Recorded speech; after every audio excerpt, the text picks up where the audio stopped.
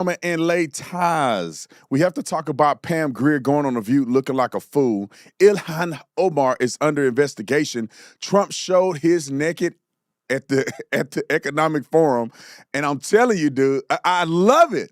But before we get to any of that, right now, breaking, Nick Shirley is testifying in front of Congress to expose all the fraud that we've been seeing going on. Let's get to Nick Shirley. Welcome to the Officer Tatum Show. If you don't believe that we are in a fight today, you're sleeping under a rock. If you get hit and you lay down and you cry and you fold up in the corner, definitely you will not win the fight. We show up to win. Our culture needs a lot of you young people in here to step up and stand out. There is nothing or no principality, power, division, devil can stop us when we're united. They can only get you when you're divided. When I see the American flag, I see us progressing to something that can be awesome and great. And if you don't plan on winning this, you might as well go home today.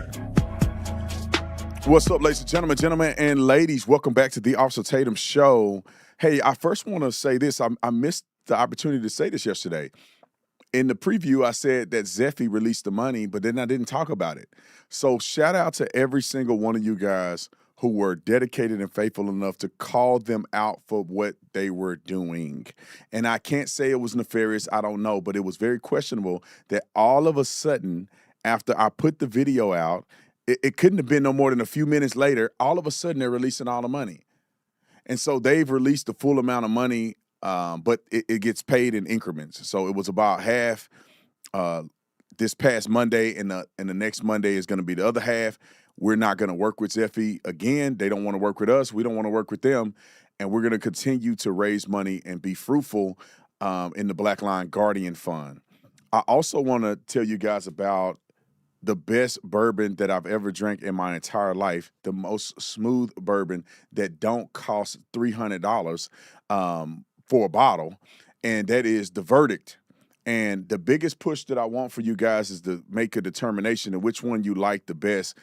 Me and Jim, my business partner, he's a Verdict guilty, and I'm a Verdict non-guilty type person. And right now he's winning. So if you go to Verdict Reserve Spirits, you can pre-order the Verdict right now. It should be able to ship around the 30th. So at the end of this month, it'll be able to ship out.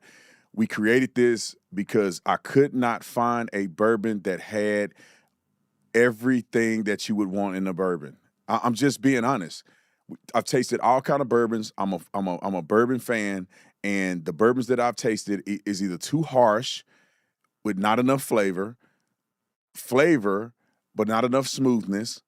And it seems as if people were just doing this to make money. I ain't gonna even lie. They just doing it to make money. They didn't put any value and put any love behind the product.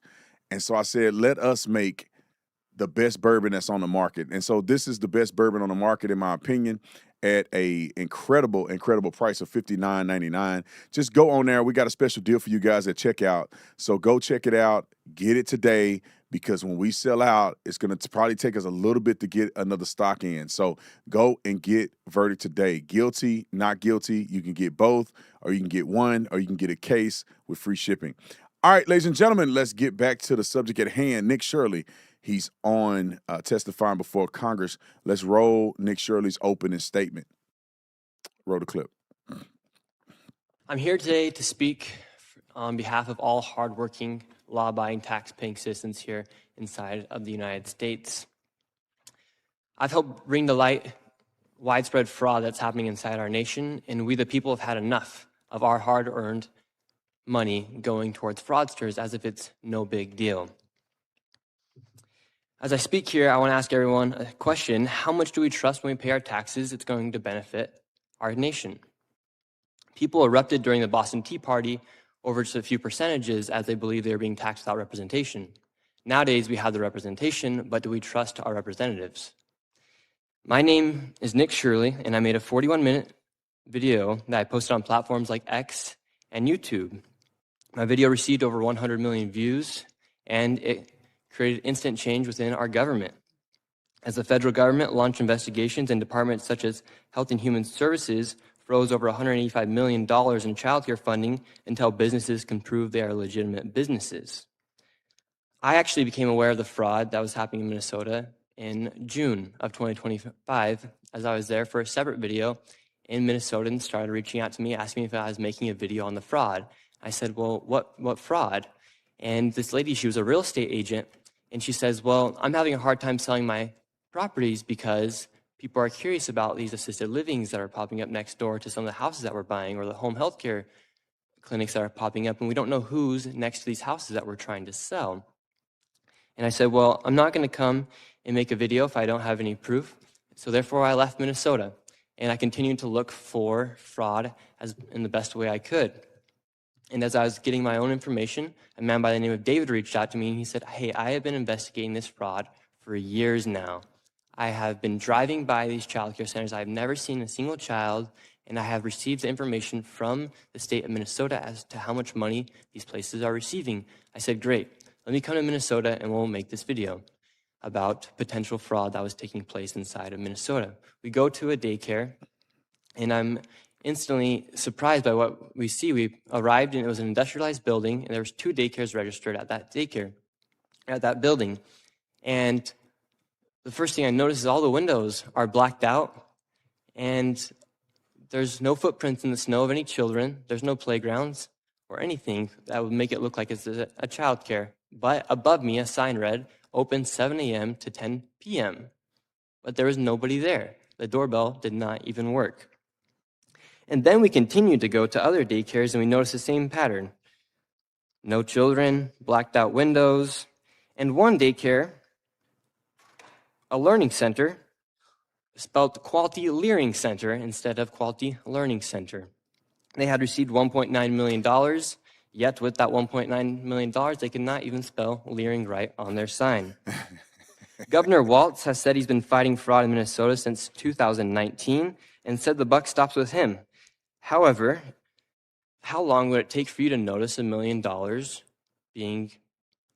leaving your bank account and not knowing where it's going? That's essentially what had been happening in Minnesota for years, as billions of dollars had been misplaced. And meanwhile, while people like Governor Tim Walz call people like me a white supremacist, delusional conspiracy theorist, he actually decided to drop out of re-election because I believe of how deep and extensive this fraud is. Thank you very much.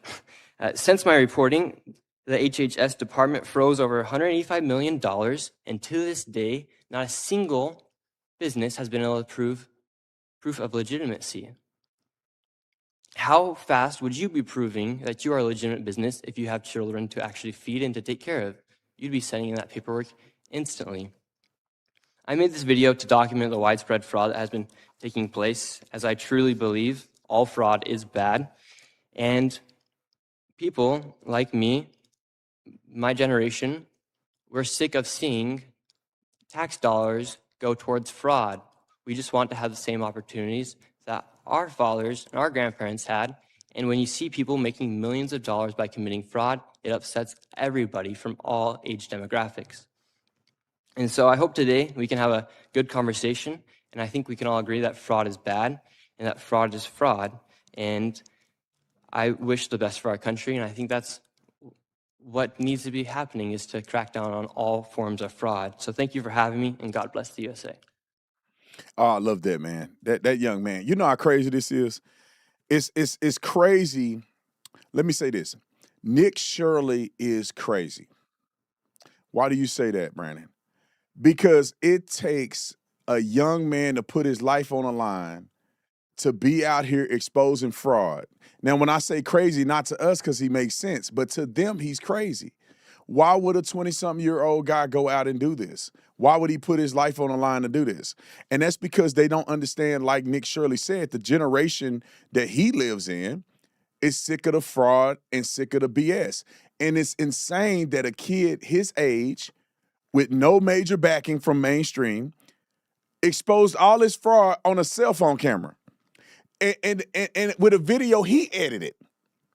Nobody edited. He edited their own video. He one-man team. Outside of security that we're providing for him, but he's a one-man team.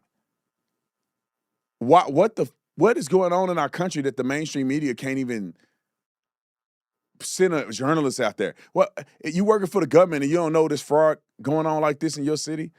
$1 million, no kids. You know, we worry every day about the IRS or somebody trying to audit us and we doing everything right. They doing blatant fraud. Now, let me say this real quick before we get to the next clip, because I want to play a couple clips where Nick Shirley is being questioned. All of these seem to be friendly questions. Hopefully, we can get some controversial questioning in, because I know that the dumb Democrats, I mean, the retarded left, I mean, the craziness that's going on in our country in the minds of these fools, maybe that's a better way to put it, I bet they were going to disagree with this young man and not disagree with the fraud that's going on. But I want to show you guys the Black Lion Guardian Fund real quick, because I want you guys to go and support Nick Shirley. He's out there doing God's work, and he's doing it all over the country. He's going to go to more places, and he needs to have security. I tell him this all the time, and I think that we should understand this at this point, is that they want you gone. He's exposing billions of dollars worth of fraud. People resigning, they're getting indicted. They don't want him around, but we got to keep him protected. When I say we, not only the Guardian Fund, but all of you. And shout out to everybody that have been contributing. We also support these other young men as well. Savannah, we supported her last endeavor that she just went on campus to have a speech, and she told us it was very successful. But remember the guy, Dave, that he was talking about? That really helped him uncover this fraud in Minnesota. I mean, Dave was the engine behind all of the research. He lives in Minnesota, and he kind of exposed this too with Nick Shirley. Nick Shirley had the platform, he had the information, but he also needs security as well.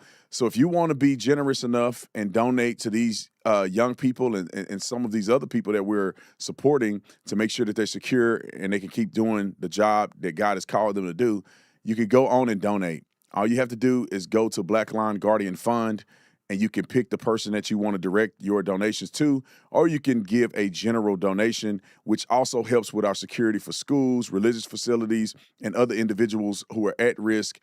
We could do what we call TVAs. We could do threat assessments online, all of that stuff. Your support helps that cause. All right, let's get back to some of the interviews for that Nick Shirley had, or at least people were asking him questions. And so this individual was talking to Nick, Mr. Moore, about some of the things that are going on with the daycare or the child care centers. Roll the clip. Can you confirm how many daycare centers you personally visited in Minnesota during your investigation? During that first video, we went to around 7. How did you select those facilities? I know you said earlier footprints in the snow, but how is it that you identified those facilities to go to initially? So the man David in the video, he had the daycares with the CCAP funding, and we just simply drove around Minnesota and around Minneapolis area.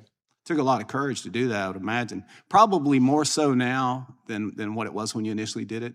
100 million views, you said. Yes, over 140 million views on X alone. So what was Mr. David's background? How did you connect with him, and how did he call you, or did you reach out? He simply is just a man in Minnesota who has a passion for his city, and he's been seeing fraud taking place for years. And out of all the thousands of messages I get on Instagram and other platforms, I just happened to read his, and he provided me the information, so I gave him a phone call.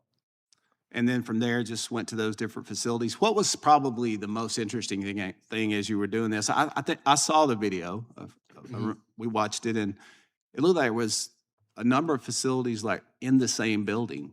Yes. So in one building, there was, I believe, 3 daycares, and there was no children. And they were all receiving CCAP funding for separate daycares. There's one daycare we went to that one day it was closed by the government, and then that same day it was reopened underneath another name. And they both received CCAP funding. I bet, Ms. Larson, they probably weren't getting audited nearly like you were. I would guess not. So how many daycares are there in Minneapolis we think are fraudulent right now? Ms. Shirley, any idea? Are the amount of money total? You get any idea on that? Well, they've frozen over $185 million, and not a single business has been able to prove that they're a legitimate business yet. It's $185 million for sure that we know. And don't you think that's kind of interesting?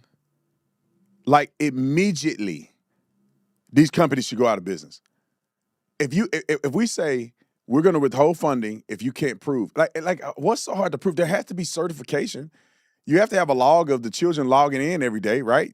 Like, even when you take your kid to school, they keep attendance. So you have to have a log of the parents that are registering their children for school. So you at least should be able to present to the government, Here's my let me. I don't understand. Like you guys got to understand. This stuff is it's more simple than they're making it seem. Therefore, the fraud is more prevalent than you could imagine. Like when I've created I don't know how many companies at this point, maybe 5 companies, 6 companies, 7 companies, a ton of companies that I've created from scratch.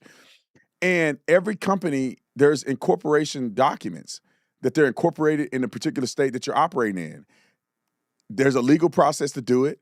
If anybody wanted to audit any of the businesses, we got the documentation in the booklet that shows that we incorporated all our filings and everything are up to speed according to the IRS. We have books, we have tax returns, we have everything like that. We bookkeeping, all of this stuff. How are these people getting millions and millions of free money and they can't even present a document that shows that they're operating properly? We got questioned by Zephy, where they were being weird with us when it come to, we gave them every document that they could ever dream of to show that we're legitimate. And it took us, 30 seconds? They said, we need this, this, and this. Oh, we got that right? Boop, boop, boop. Done. We need this, this, and this. Done. We need invoices. Done. I think it took us 10 seconds. It probably took longer for the email to send back to them than it took us to get it. And nobody with hundreds of millions of dollars on the line can prove that they're legitimate. Come on, more questions. Let's go to Kevin. I think it's Kevin Kiley wrote a clip. Well, now you're seeing, since I've posted that video, lots of other people have started to go to other locations, for instance, in Ohio or in Maine or in California. They're also seeing the similar fraud take place in other daycares, for instance, in a lot of other locations. Yeah, I have a particular interest in California, being from that state, and we know that there's been a lot of fraud. There was $32.6 billion that's been confirmed in unemployment insurance fraud. There's 1.2 million fraudulent community college applications. Have you gotten any sense, or have you seen any signs there that sort of are similar to what aroused your suspicions in Minnesota? Yeah, and fraud in California might be worse than the fraud in Minnesota. What makes you say that? Well, $24 billion went missing for homelessness. They've been trying to build this train for years, yet there's hardly anything to prove for that. Fires. Yeah, those are good points. So you look at let's run through a couple of those. Because I mentioned the areas where we have confirmed fraud, but then you also have these areas where you have so much spending, and then we look at what results from that spending, and there's nothing. So $24 billion in homelessness, and yet the homeless population went up. And a state audit found that they couldn't even figure out where the money went or what the outcomes linked to that spending were. Is that something that is kind of a red flag for you? Yeah, it's a major red flag, and you don't even have to be smart to be able to know that that's a red flag. Well, unfortunately, our state legislators haven't managed to figure that out, or at least the governor hasn't. So what are you saying about him? They're not smart. No, but yeah, I mean, it's so obvious, and that's what we saw in Minnesota is how complicit the government has been in enabling this fraud to happen. Quality Learning Center had over 90 violations, yet they continue to give that daycare $1.9 million. And it's crazy because I would go to jail if somebody managing my business and managing my books came to me and said, Brandon, I don't know where $200,000 went. I'm not going to know where you went. If you lost $200,000 out of my company, you can't tell me nothing? You don't know where it went. Well, you better go find it and don't come back till you find the money. I would probably, there'll be some violence maybe if somebody did that. But they doing this to your money every day. Every day they don't know what's going on with your money. They take your money, cry about billionaires and millionaires and want to double tax and triple tax. They got tax on gas. They got tax when you spend. They got tax when you die. They got tax after you pull your money from investments. They got tax when you got a house and you pay property tax. And then when you sell the house, they got a tax on that. Tax on your vehicle registration. I mean, God dang, they taxing out of everybody. And then they tell you they don't know what they do with your money. I went to California. I knew somebody that lived in the what they call it, Hollywood Hills. Them houses, $100 million houses, $1 million houses. The road looked like sugar honey iced tea. It looked like Afghanistan. Like you got to get new suspension driving up and down the wealthiest street in the state, potentially. What are they doing with the money? California is a crap show. I remember I went to do an event in California. I'm driving down the street.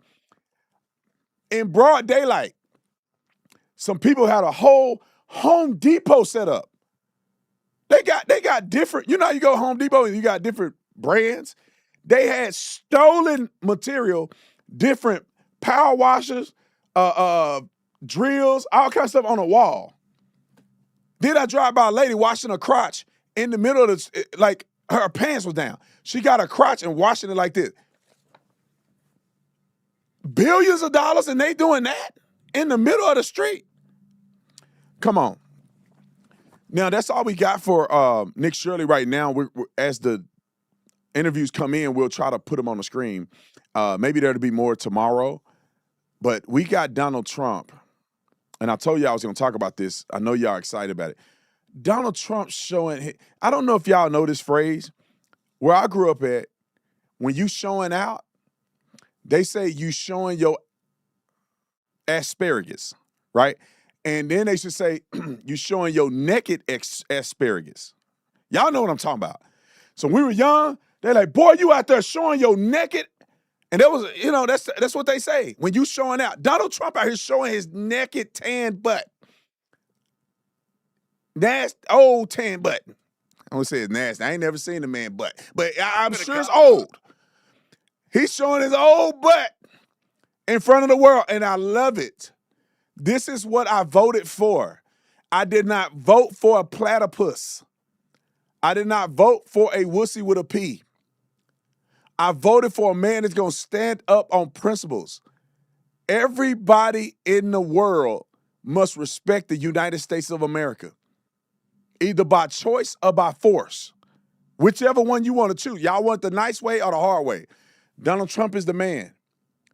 Roll the clip. Listen to how our leader is speaking at a forum. Roll it. Home ownership has always been a symbol of health and vigor of American society, but that goal fell out of reach for millions Time out. and millions of I people. want to make sure I in frame it. I'm sorry I didn't tell y'all what the clip is about. So this clip is about Donald Trump addressing the home ownership issue, and that these big major investment firms and some of these companies that got a lot of money, they are buying up single family homes, which I think, and I'm all for capitalism, but that's not right.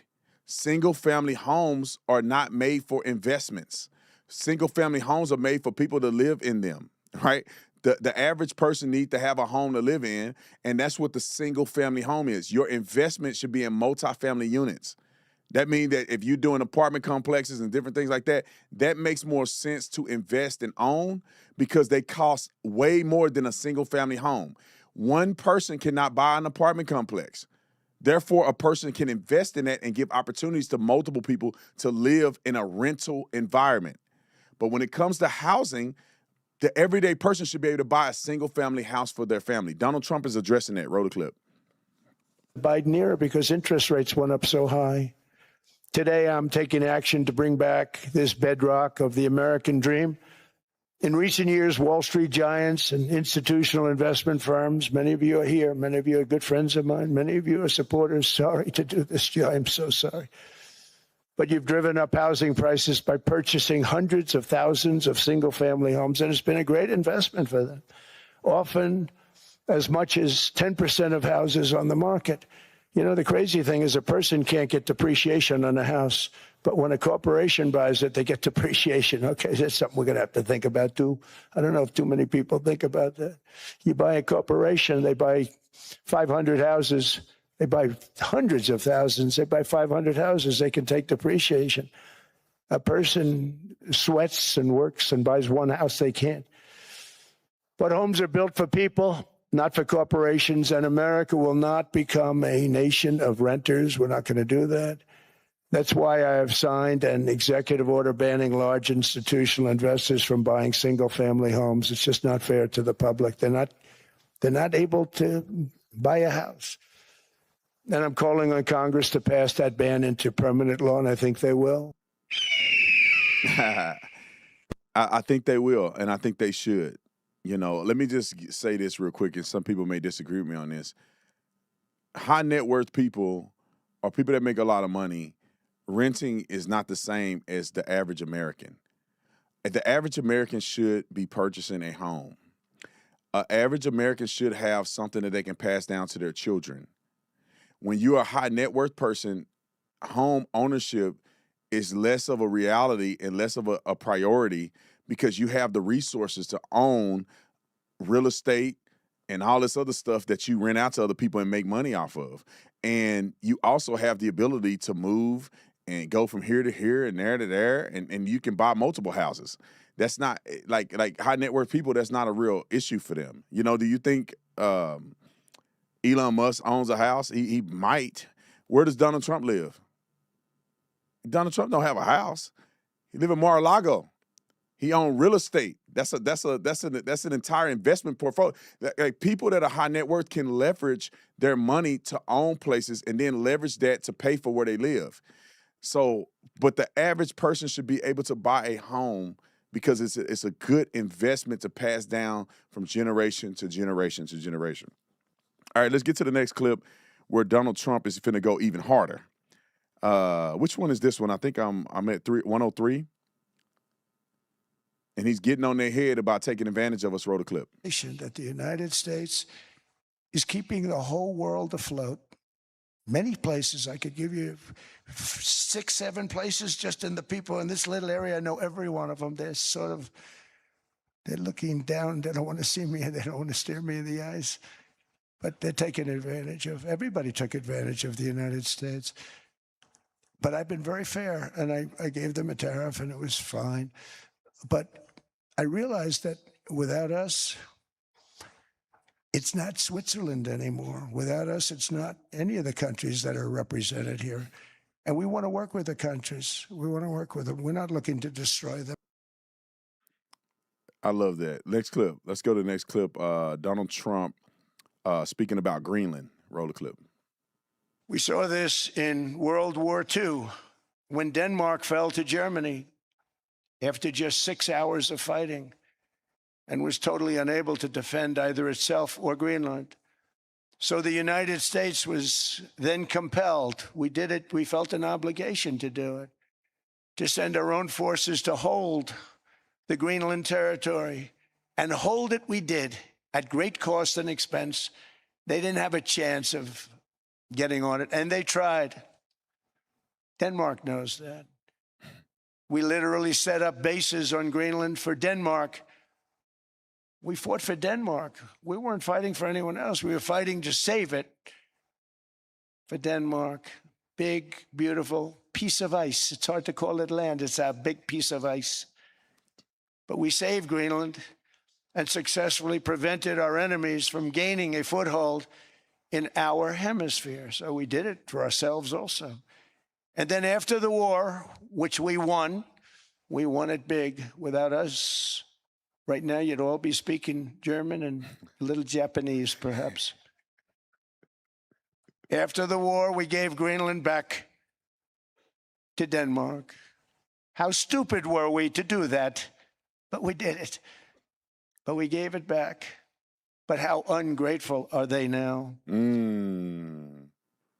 Oh, dudes in their pen and their pants, man. I'm telling you, because all the other presidents out there just saying what you want to hear. Tell the truth and shame the devil. Now, this is the Canadian Prime Minister, which these dudes are filled with soy. I don't know if it's something in the water in Canada. Like, there's only like a handful of people in Canada that got enough fortitude to do anything.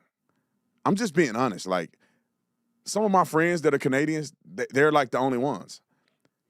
I go to Canada and it's just milquetoast. It's just betas everywhere. It's Priuses, it's Prius driving betas everywhere in Canada. Canada is beautiful. Well, I haven't been all over Canada, but I've been to British Columbia. I think that's the only place I've been to in Canada. I heard there's other places in Canada that are extremely conservative. One other territory. I forget the name of it. Alberta. And everywhere else is full of leftist nut jobs. And then they got propaganda media that's telling them that America is what it is. These people, I'm not trying to blame every Canadian. All the Canadians that I personally know are all good people.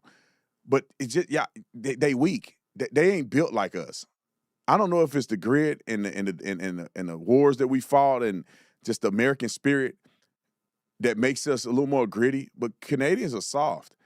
And this guy's an example of it. Remember Trudeau? That dude was softer than a marshmallow on a wet paper towel. Now look at this fool. And Donald Trump gonna get on his head in a minute. Roll the clip. We stand firmly with Greenland and Denmark and fully support their unique right to determine Greenland's future. Shut up. You wuss. Come on, Trump, go get him next. Show him we ain't playing. We'll take your whole country. Our commitment to NATO's Article 5 is unwavering.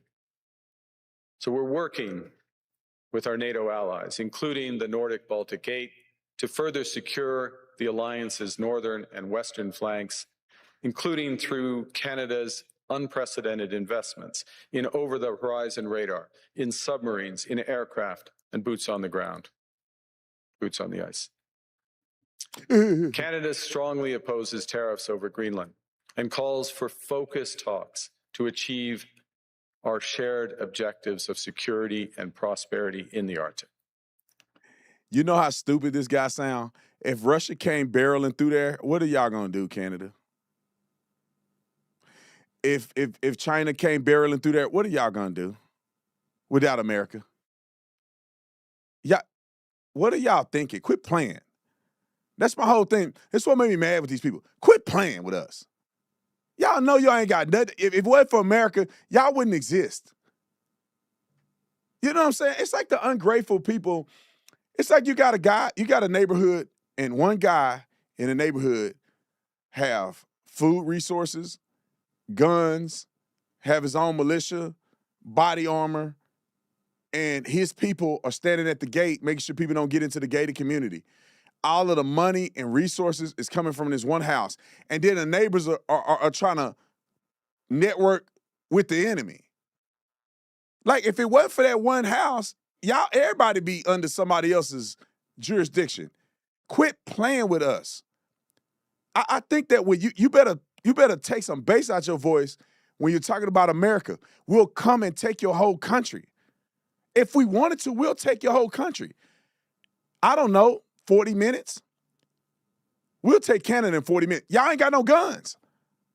What y'all gonna do? Let me say this. Our military don't even have to do it. If it wasn't for the wussies in Portland and Washington State, well, maybe the people in East Washington, East Oregon, you let them come on up. Y'all little betas stay by the water. Let them come on up there. We'll take Canada, right? We'll take British Columbia with just the citizens. And you got the nerve to get on and fix your mouth to act like you're going to stand with somebody but the United States of America. You should be in America kissing Donald Trump's toenails. You should be begging us, whatever y'all need, we're going to capitulate to. You sorry suckers. And I think right now, if y'all want to get physical, 1-to-1, I think Donald Trump will take him. 70-year-old American. Come on, give me the bird sound. All right, Trump, take it away. I'm going to come. All we want from Denmark for national and international security and to keep our very energetic and dangerous potential enemies at bay is this land on which we're going to build the greatest golden dome ever built. We're building a golden dome that's going to, just by its very nature, going to be defending Canada. Canada gets a lot of freebies from us, by the way. They should be grateful also, but they're not. I watched your prime minister yesterday. He wasn't so grateful. But they should be grateful to us. Canada lives because of the United States. Remember that, Mark, the next time you make your statements. Come on, Trump. I'm tired of these wusses. Come on, Trump. Trump got it, man. Who gonna replace Trump, man, when he gone? I wish he could live to be 150. But God dang, man. No, everybody just lack fortitude. Just get up there and say it like it is, bro. All right, come on. Trump got more. Roll it. It's a war that should have never started, and it wouldn't Hold on, have time out. started. I gotta set this one up. So this is Donald Trump talking about the Russia-Ukraine and a little bit of election in 2020. Roll the clip. 2020 U.S. presidential election weren't rigged. It was a rigged election. Everybody now knows that. They found out. People will soon be prosecuted for what they did. It's probably breaking news, but it should be. It was a rigged election. You can't have rigged elections. You need strong borders, strong elections, and ideally a good press. I always say it. Strong borders, strong elections, free, fair elections, and a fair media. The media is terrible. It's very crooked. It's very biased, terrible. But someday it'll straighten out because it's losing all credibility. Think of it.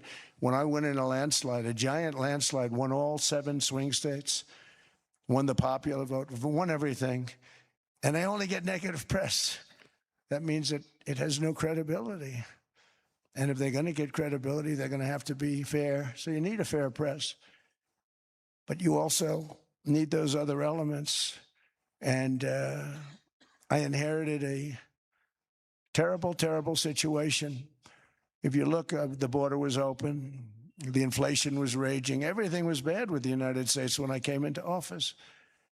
But I also inherited a mess with Ukraine and Russia, something that would have never happened. And I know Putin very well. He and I would discuss Ukraine. It was the apple of his eye, but he wasn't going to do anything. I said, Vladimir, you're not doing it. He would never have done it. It was terrible what happened. I could see it happening, too. After I left, I could see it happening. Did y'all notice that? With your dumb auntie and them sitting there crying and won't let you see your nephew and them because they drunk on Trump derangement syndrome. Do you not realize that Russia didn't invade Ukraine or whatever you would call that situation when Trump was in office?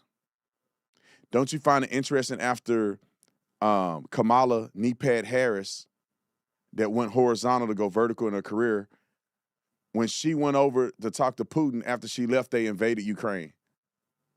That's because they knew these people weren't going to do nothing. They're just politicians stealing money from people, telling you the rich man is going to pay your light bills, and when they ain't got no plan of action for you. Now look at Donald Trump just ragging Gavin Newsom. And to be honest, Gavin Newsom, you can see his face in this thing. Gavin Newsom sitting in the corner over there looking like a coward. Roll the clip. We're going to help the people in California. We want to have no crime. I know Gavin was here. I used to get along so great with Gavin when I was president. Gavin's a good guy. And we're going to, if he needed it, I would do it in a heartbeat. I'd love to see. We did help them a lot in Los Angeles, a lot with the early in my term when they had some problems. But we would love to do it. I would say this, if I were a Democrat governor or whatever, I would call up Trump. I'd say, come on in, make us look good. Because we're cutting crime down to nothing. And we're taking people out, career criminals, who are only going to do bad things, and we're bringing them back to their countries. But where we've done it, it's been amazing. And we have a capacity to do it at much greater levels. We're cutting illegal aliens off welfare and other government benefits, and I've directed that starting immediately, there will be no more payments to sanctuary cities because they are really just sanctuaries for criminals. They're really protecting criminals, and those are the ones we have to get out of the country. Murderers, drug dealers, the mentally insane. They emptied their mental institutions into the United States. And despite that, we have the lowest crime numbers that we've ever had in the history of the country. Just came out. Now, instead of this fool, Mr. Snake Oil Salesman himself, slithering around, instead of him putting his head down and shaking his head and doing all that foolery, dude, why don't you just work with Donald Trump? Don't you want your state to be better? Like these dudes walk around with blindfolds on. People are leaving California. I would live in California if it wasn't a mess. I'm not gonna lie, I'll move right to Orange County. Be in what's my favorite place in Orange County? Newport Beach. I'll be at the Pendry, smoking cigars, sipping a little Verdict. Instead, and I love Arizona, but like that weather you can't beat that weather. Right off the water. And they do it right in Orange County. The streets are all clean, it's safe and all that. I'd go over there. There'd be so much industry in Orange County. Everybody would be in Orange County, to be honest. But nobody want to pay them crazy taxes. So what do? I live in Arizona, in a beautiful Arizona, which I love the desert. This is one of the greatest places to live. Every climate is in Arizona.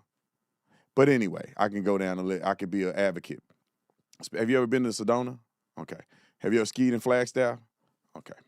I just want to know, if you ain't never heard them, have you ever been to the Grand Canyon? You see that? You can't find that anywhere else. You go out here, look at these mountains right here. Beautiful. You can't find that anywhere else. Wildlife, everything. All right. Let's go to another clip. And this is Scott Beeson. Is it Beeson?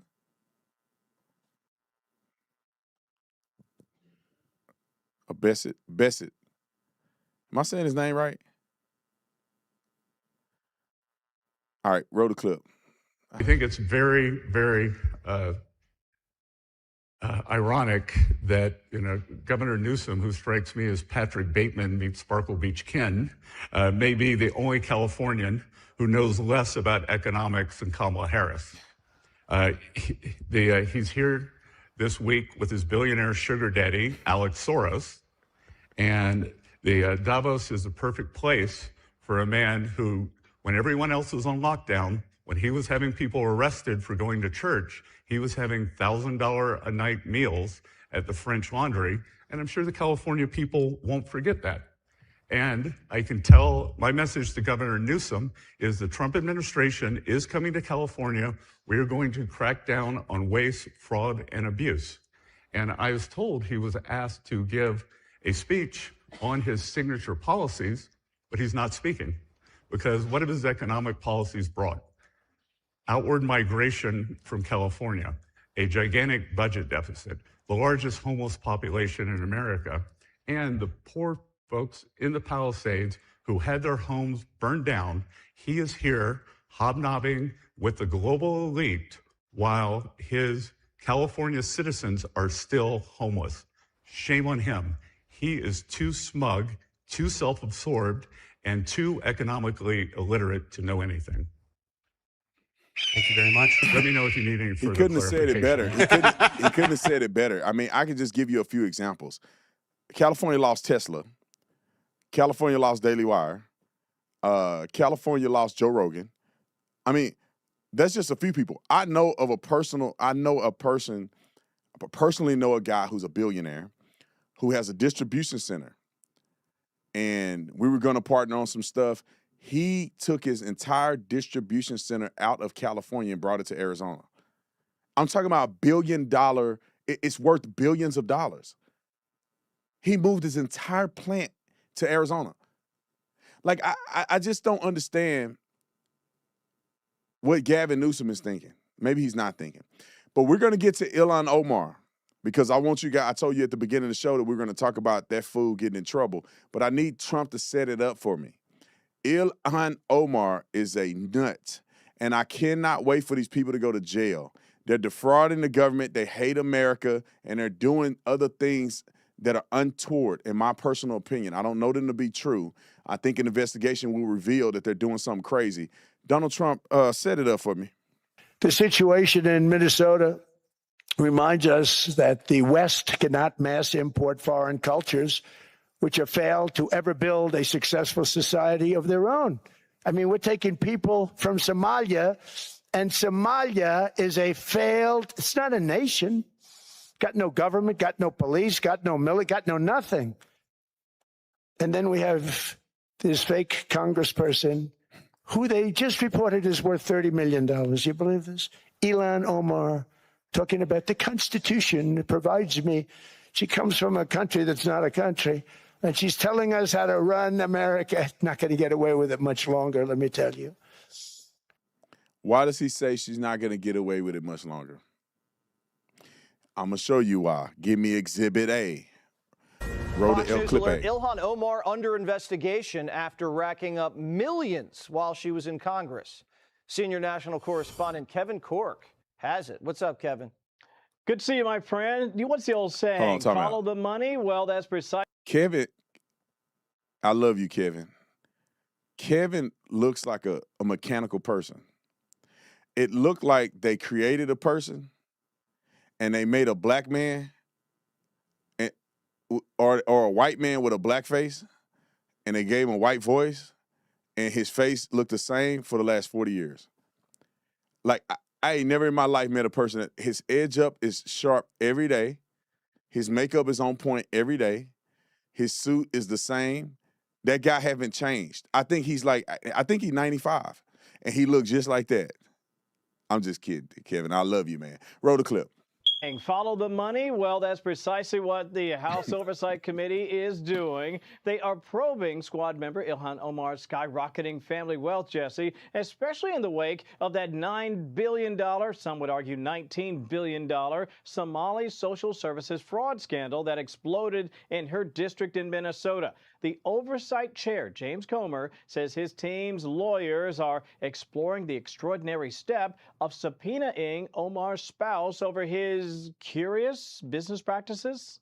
Republicans want to know how the Somali-born Omar and her politically connected husband, Tim Minette, went from being nearly broke to being worth around $30 million in just a year, according to her 2024 disclosure forms. Quoting Comer now, there are a lot of questions as to how her husband accumulated so much wealth over the past 2 years. It's not possible. It's not. And he's a money guy. Minette and his partner, Will Haler, back in 2022, formed an investment firm, Jesse, named Rose Lake Capital. They had $42 in their bank account at the time, but in a year, up to $25 million, according to Omar's filing. By the way, he also has a wine business that went from next to nothing to millions on its books. Not surprisingly, associates were so perplexed about the irregularities, they brought information and attention to the feds to, look into it. Now, for her part, the Congresswoman has repeatedly, and I say defiantly, denied any wrongdoing while being also careful to criticize the ongoing probe. But, sometimes they say, Jesse, the ones who yell the loudest have the most to hide. Well, innocent until proven guilty. I'm sure everything was perfectly legal. We're just checking to find out. Kevin, good to see you. Now, let me say this. People can do very well, right? In my opinion, Verdict will be a multi-million-dollar company in a few years, $1 billion company in about 3 to 5 years.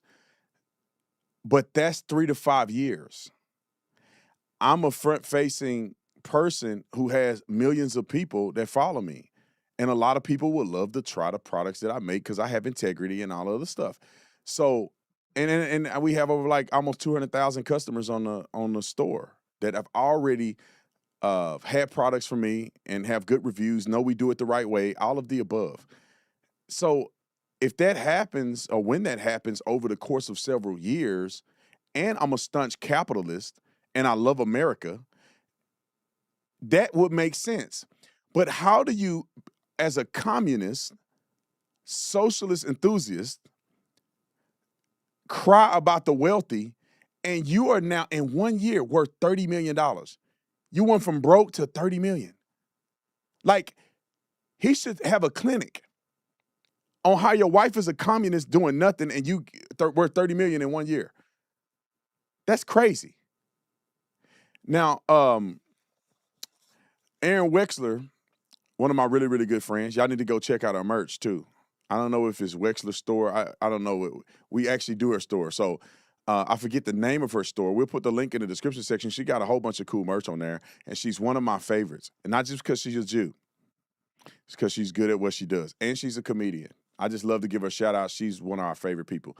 But Aaron did a video explaining Ilhan Omar's controversial wealth creation. Well, her husband's, who's a white man. Roll the clip.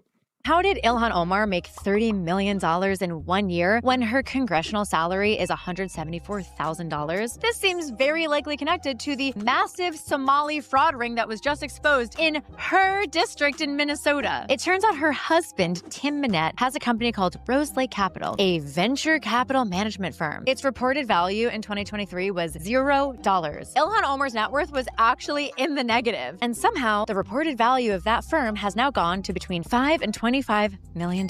And she has the pricey fashion items to show for it now. She also has multiple connections with people tied to this massive Somali fraud ring, including a video of her dishing out food at a restaurant that's at the heart of the scandal. Because, oh yes, it wasn't only learning centers being used to pocket money. Quality Learning Center is a daycare, yet they spelled learning wrong. There were also restaurants claiming to serve millions of meals to children without any verification. I would also just like to add, as a side note, that Ilhan Omar is currently on her third husband, whom she had an affair with when he was working on her campaign, and she was paying his consulting firm millions of dollars while cheating on her second husband. Not the brother. That was the first one. This was the second one. But, you know, I guess once a cheater, always a cheater. Yeah, I'll cheater on people and cheater on with cheating the government.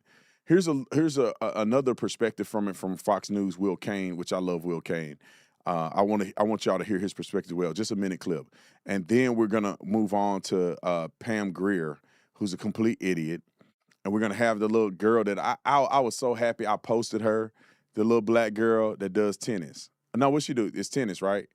And you know, black people don't do tennis. Now she did tennis. I was excited for her. Black power, right? She said something right, and I said, you know what? I love when black people got common sense.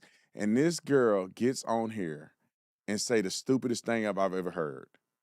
But we'll get to that in 1 minute. I want y'all to hear what Will Cain has to say, then we're going to jump over to the Ver and to that girl that's playing tennis complaining about being black in America. Roll the clip. Let me give you the perfect example. How about Minnesota Congresswoman Ilhan Omar? In February of this year, she shot down claims that she's actually a millionaire.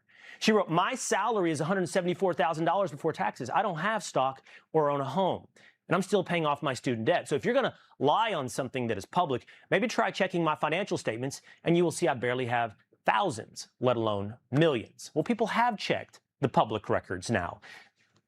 Ilhan Omar apparently has a net worth upwards of $30 million, somewhere between $60 and $30 million. And get this, it's because of companies run and owned by her husband, who in 2023 had a net worth of $51,000. In 1 year, that $51,000 grew from $6 to $30 million. 3,500% growth in 1 year. What a good communist. It's always equality for you, elitism for those in power. 100%. And I bet you my life on it that they got a law firm, her CPA, her bookkeepers for her husband's companies are making sure they pay the lowest amount of taxes humanly possible. I can almost put my life on that. And they're out here telling you wealthy people are evil. And this is what they do. They're the front-facing person. I'm not worth anything. I only have this. I only have this. Marjorie Taylor Greene did the same thing. Marjorie Taylor Greene, when she came into Congress, according to documents or documentation, allegedly, I'll say allegedly, because it could be inaccurate to some degree. She haven't denied it, to be honest. She was worth $700,000 when she came into Congress, and then she's worth like 30-some million now. Like, how are you guys making that much money working as a public servant? How are you generating that much wealth? That's like a pastor. A guy opened a church and they ain't worth $30 million. You like, wait a minute, bro. You a pastor. You supposed to be, how do you gain money from donations that come into the church as tithes and offering? How in the world did you boss up like that? The question is, could you boss up if you wasn't a pastor? Could you boss up if you wasn't a representative? I wonder. Let's get to these people of the melanin that literally make me sick. The white liberal is the worst. The white liberal blue-head devil is the worst people in American history. We could do without those people. But the next in line is these ignorant melanated people. I don't understand. At some point, like when you young, if I heard a young black man talking stupid, I would love to correct that young black man. And I understand that young black man maybe not have exposure and experience with money and resources, so they may feel that they're under the boot of the white man. When you this old, or when you making all that money and you still lying about racial tension in America and that you somehow oppressed, you ain't gonna make heaven lying like that. Roll this woman on The View talking silly. Roll it. You faced a lot of racism growing up in Columbus, Ohio. How did that shape you? Whew. Well, The military wouldn't allow black families to live on the base, so you had to live in an apartment, and you couldn't take a bus. You couldn't afford a car. You walked. Your dads walked to the base, and sometimes we would go from tree shade to get back to the apartment. My brother and I, my mom, with bags, and my mom would go, "Don't look, don't look, don't look," and she'd pull us away. Wow. Because there is someone hanging from a tree. And they have a memorial for it now. Hold on. Where you can Hold on, woman. Hold on. Is she time traveling? Somebody hanging from a tree. Is she 150 years old? Like what? I don't know. How old are you? Last lynching in Ohio was in 1911. Ma'am, you talking about in 1911 your mama and them did that? Now, if you're talking about a murder where somebody was killed and hanging from a tree, that's different. You are articulating an example of a culture of lynching. But let me give y'all some stats real quick for you ignorant, melanated people.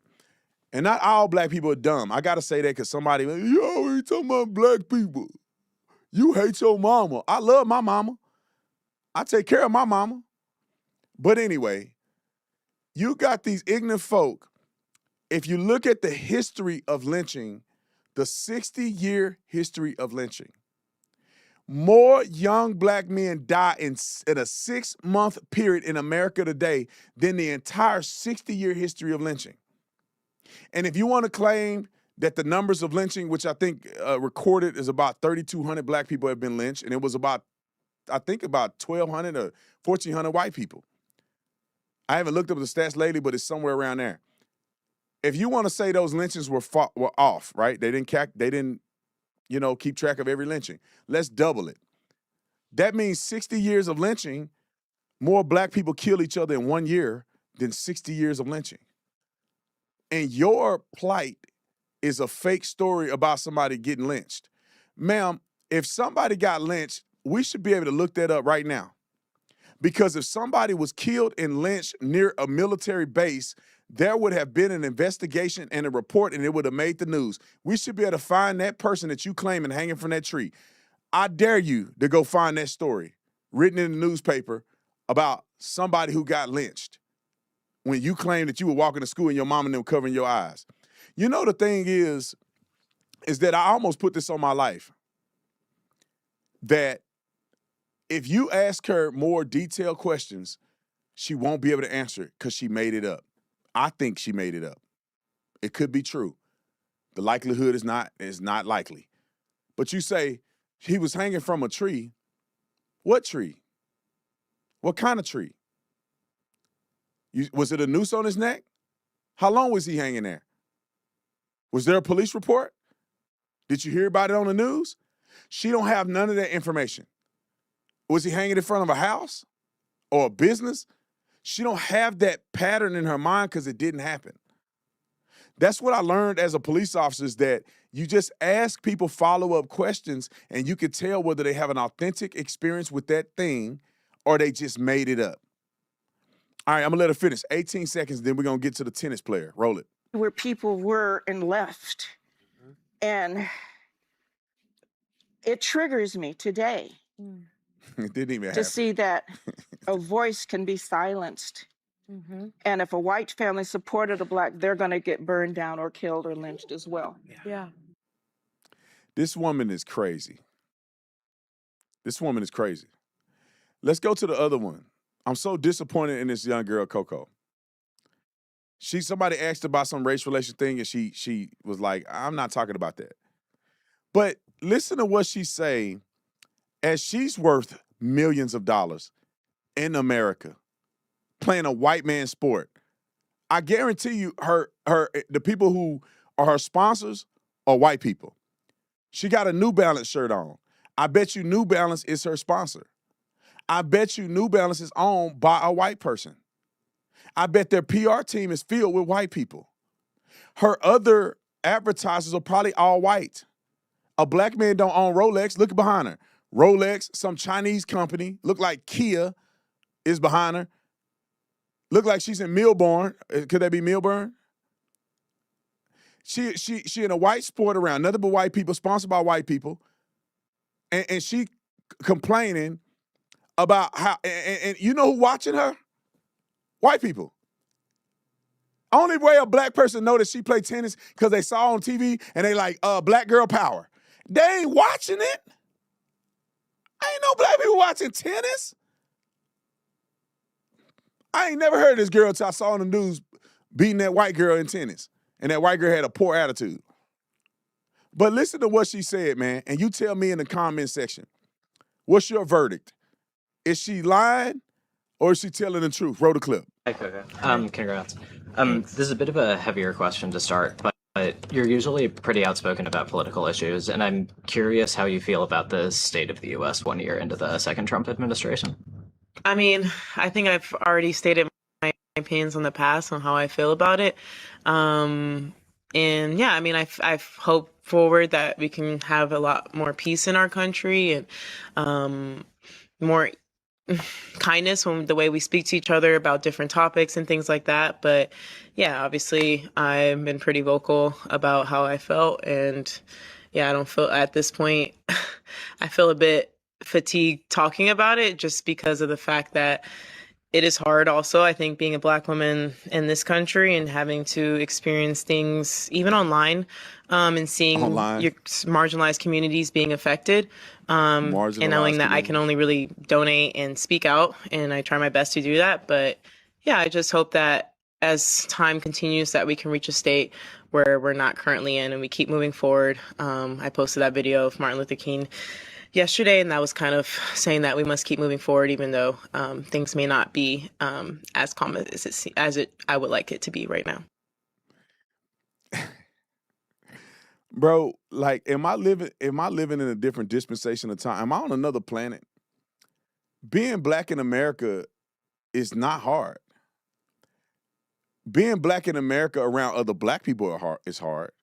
But being black in America in general is not a hard thing. When you talk, especially for rich black people. If she was poor and she was eating top ramen, then maybe I'll listen to her. She rich. Hey, Grant, can you look this up for me? Where does Coco live?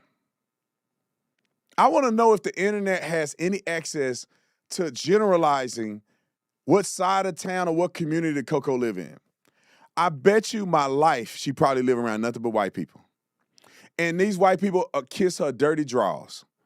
She can't go out in public without white folks coming up to her and kissing her butt because she's a good tennis player. Like, I don't understand why these people perpetuate this idea of living life through a lens that black people somehow have it harder than everybody else. Can I say again? Not poor, poor white people, life is just as hard as poor black people. As it relates to America as a whole and the government, when it comes to the communities, black people have a tougher time than poor white people because of the black people. When I was a patrol officer, I patrolled poor white neighborhoods. Daddies weren't there. Abuse was happening. Alcoholism was out of control. Murders were out of control. And the only thing that the white community didn't have that the black communities had was gang violence, which is why it's so much more dangerous living around other black people as a black person than what poor whites deal with. But don't get it twisted. It's tough being poor. It's tough struggling for everybody. But when you're acting as if you still, let me tell you what happens to these people real quick. And then I think we're at an hour. Let me tell you what happens to people. And since I'm burnt out of black people, silly ones, and all that hood stuff, I used to live in the hood. I want nothing to do with the hood. There ain't nothing good coming out of the hood as far as what it could be. I'm not saying the people that come out of the hood are not good. It's that a lot of what go on in the hood keep you stuck, and it really is not. When you go live in other areas, you realize this is why we still held back. It ain't nothing to do with the white man. I got a couple clips to prove that here in a second. But when you make it, you feel this level of, I want to say survivor's guilt, but it's more so prosperity guilt. Because you as a black person make it out and you're prosperous and you're very successful, you look back and you feel bad because you feel like you left all the other black people behind. Even if you ain't never really lived around black people. I can hear it in her voice that she didn't grow up around black people. But they feel some type of way. LeBron James feel the same way. And therefore they need to connect with black people and say, I'm still like y'all. When LeBron James ain't really never been like y'all. LeBron James was like 6'6" in the 8th grade. Everybody was kissing his butt, and they knew he was going to play in the NBA. LeBron James went to the NBA out of high school. His mama was set before he ever stepped foot in the NBA. His experience as a black man is not like most black people. But yet he feel this guilt, the survivor's guilt, that he got to go back and say, well, I'm connected to y'all. No, he's not. He don't live around y'all. He don't really fool with y'all like that. And most of his endeavors.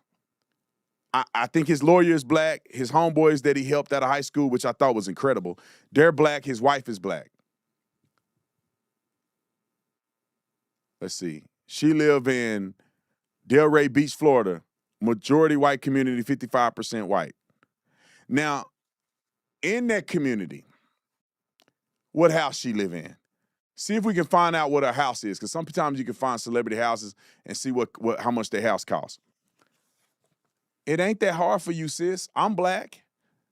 I live around nothing but white people, and I ain't never had one problem. White people waving at you. And if somehow a white person thinks something about me, why do I care? I don't care if a white person don't like me, just like I don't care if a black person don't like me.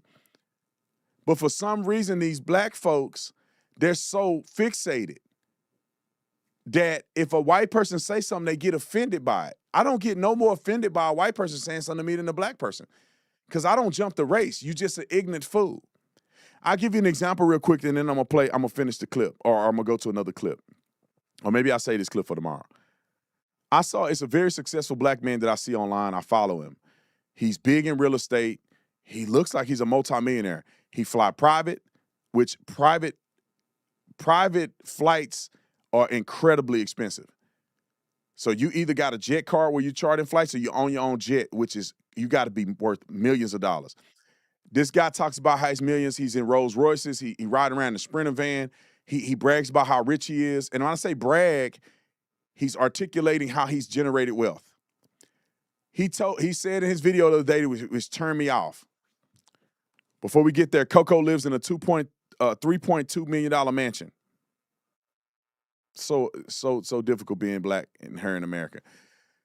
This guy said he went to his property. He was doing like some, not maintenance, but he was doing like an inspection. And y'all got to think, this black man is built. He got a nice haircut, clean shaven, and he dresses in streetwear, but he looked put together. He said he was outside, and the renter, one of his renters came out and said, "Hey man, get off the property. You don't belong here. Like I don't want you on the property. You're not a renter here." And he claims, which there's no record of this conversation, but he claims that the white man came out and said, "Well," he told the white man, "I own this place," and the white man didn't believe him and called the police. Now, my mind, godly wisdom mind, Brandon Tatum, says that I don't see color in that. I see either one or two things, miscommunication or ignorant person. I don't see, he did it because you were black. If you out somewhere, how do you know he wouldn't have done it if you were white? You're not white, so how would you know? And the fact that rich black man, one of his thoughts was that it had to be about race was crazy to me. I just don't understand. I don't understand people doing that. All right, I'm out of time. I was going to play this one clip, but I'll save it for tomorrow. Let me give you a preview. This is stuff I be talking about. Let's play the other clip, the next one. Let's play this one. This is stuff I be talking about. On Martin Luther King holiday, you would think the people of the melanin would be getting along at least on that day. Look at what happened in a Martin Luther King rally. Look at what happened. Roll the clip. And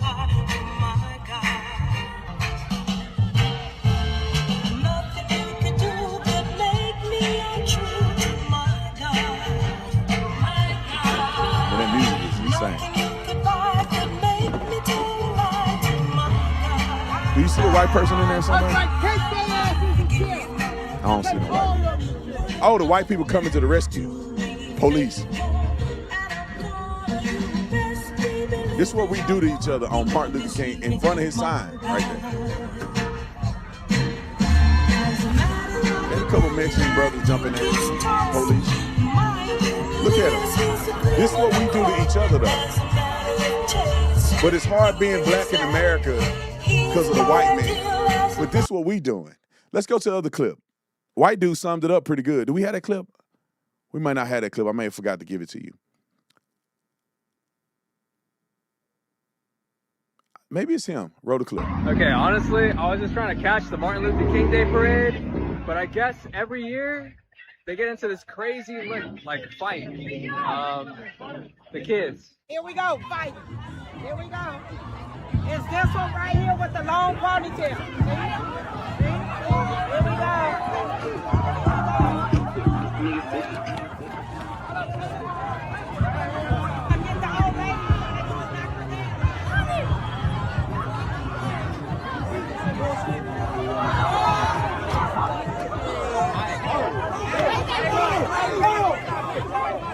Slow down, creep.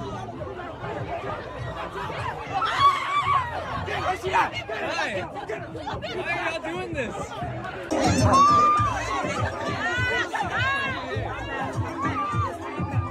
Stand back up, there's 5 against 1.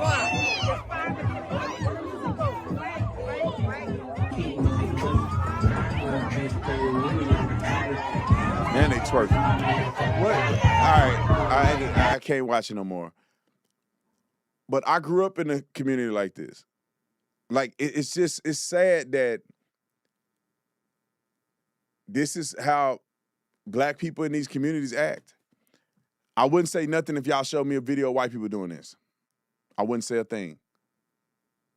But you ain't got them celebrating Columbus Day or something and they out there fighting each other. Like Marxist Luther King Day. All right, man, I love you guys. I appreciate you. Also, I want to finish with the bourbon, with self-proclaimed bourbon of the year. All right, hit me real quick, and then we're going to get up out of here. Make sure y'all go on to the website. I want to know what you think. Are you a guilty or not guilty person? Go on, check it out. The profile of the whiskey is here laid out for you if you want to know what it tastes like, kind of where it ranks when it comes to sweetness, when it comes to a little bit of spice in it. This is the gradient of it, and it tells you exactly how we made it in the profile, what you can expect from the guilty and what you can expect from the not guilty. And we've tested, we've tried these, and they are absolutely incredible. I'm telling you guys, honest to God truth. I wouldn't lie to you. I wouldn't waste my time starting another company if it wasn't the absolute best. We literally went round for round, testing verdict, and unanimously, me and Jim chose the final product that you now can pre-order. But I wish we videotaped it. We sipped it. I remember the sample that we chose. We sipped it and said, whoa, this is the best bourbon I ever tasted in my life. How did we get so fortunate that we got the best bourbon? I'm telling y'all, we went to the round table and said, we want to make sure it's affordable as well. We could have sold this bourbon for like $200, $150, $200. Now, our bourbon tastes better than any bourbon I've tasted, but the smoothness, you won't get this level of smoothness unless you're going over $100 in bourbon. $150, $200, $300. You paying $40 for an ounce or two if you go to a restaurant. It's crazy, man. I'm happy. I'm happy. I can't wait for y'all to try it and give me some responses. But go to verdictreservespirits.com, verdictreservespirits.com. Link will be in the description section. Go and pre-order today. And we got something special for you at the checkout. If you get if you get the guilty, not guilty, there's something waiting for you. If you get a case, there's something waiting for you. Don't let the checkout stop you from getting your bourbon. We're supposed to release it. I think we're going to be able to deliver it. It'll be fully bottled or produced, and we'll start shipping it at the end of the month. I cannot wait. And some of you guys may be lucky enough to go to the official meet and greet tasting that we're going to do. But I love you. I'll see y'all in the next one. Make sure if you got questions for me and you want to follow me on Freedom Chat, go to freedomchat.com or download on iOS or Android or message me. I read every single email from this email. I can't read all these other emails, so don't send it everywhere else. Brandon@freedomchat.com. That's Brandon@freedomchat.com. I love you guys. I'll see y'all on the next one. I'm out. Oh, the land of the free and the home of the brave. I'm a proud American from my birth to the grave. 47 is the top. Took a